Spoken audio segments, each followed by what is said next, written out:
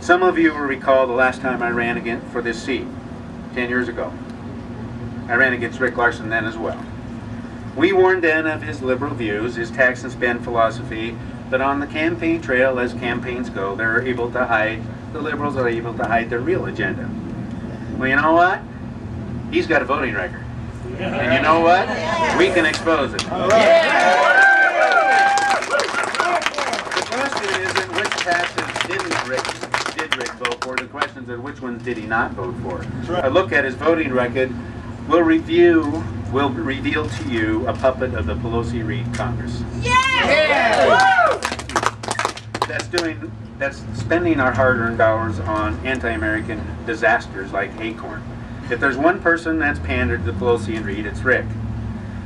You know, we surveyed the voters. Surprisingly enough, we discovered an overwhelming percentage of voters have no idea what Rick Larsen stands for. They have no idea that he has helped to bury this country in debt, supporting trillions of dollars of spending, a myriad of regulatory measures, and consequent taxes that will bury and burden our children and our grandchildren in debt for years to come. That's right. Well, we intend to change that. All right. When we're done, people are going to know the real Rick Larsen. That's right. That's right. And perhaps at no other time in history has America been at a more critical crossroads. In this election cycle, mark my words, in this election cycle, we are going to choose between the progressive socialist agenda, or we are going to take our country back and our freedom back.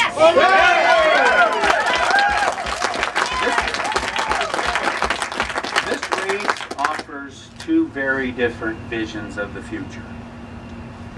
With Mr. Larsen, there's a future of bigger and more intrusive government, continuing your loss of freedom, more control of the federal government to micromanage your lives. It's a future of growing confiscation of personal wealth. We'll see more of what I call fear-driven government. That's where we become held hostage to environmental special interests that are intent on using their bogus science to keep us energy dependent and unable to build industry and infrastructure and to grow business. My opponent's vision of the future offers Washingtonians a failed socialist ideology that punishes prosperity and produces mediocrity, and has failed everywhere and every time it's been tried. I'd like to offer you a little bit different vision of the future. One where you have a smaller, more responsible government, more fiscally conservative, more freedom, a government that takes less from the people and recognizes that wealth created in the private sector belongs to you, and you own your labor, not the government. All right! I know that wealth needs to remain in the private sector. In order to multiply, in order that free enterprise would flourish and Americans do what they do best, create. With the rebirth of freedom, jobs are created. This is what made us the most powerful and the most prosperous nation the world has ever known. And a return to these principles, a return to this philosophy of governing is the only thing that will get us back on our feet. It was a plan of our founders, and perhaps at no other time in history have we been at a more critical place, a more critical crossroads, and the time to save this country is now. We're waking up to the fact that we've been had. As we consider the unemployment rate rising and continuing to rise, as we see massive trillion-dollar debts, unbelievable debt, and runaway spending, creating an enormous debt that our children and our grandchildren will bear. As we look at the mortgage crisis and people losing their homes, and 1 out of every 4 upside down on their mortgage, As we've seen retirements and stock portfolios wiped out, people are angry. They've had it. And now Congress is on course to destroy the finest healthcare system in the world. They want us to believe it's going to be more efficient. They want us to believe it's going to cost less. Well, my question to you is, why would you want to, what has government done so well that you want to give them your health care? Nobody's been answering that question for me yet. The last survey I saw showed 63% of Americans were against a government-run health care. The other part of that question is, never mind the fact, what makes Congress think they have the constitutional right to run your health care? They don't.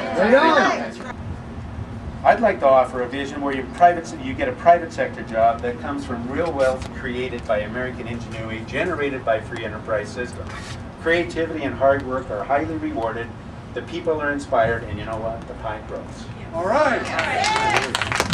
With Rick, you'll get a handout picked out of someone else's pocket. With myself, you get an opportunity and the freedom to be the best you can be. That's right. Yes! With Mr. Larsen, you'll get a collectivist worldview and political agenda. It's called socialism. And history shows the end result is not liberty. The end result is tyranny. That's right. I would offer you a governing philosophy that recognizes individual liberty as the highest ideal. And just as our founders envisioned, that we call that freedom. Freedom.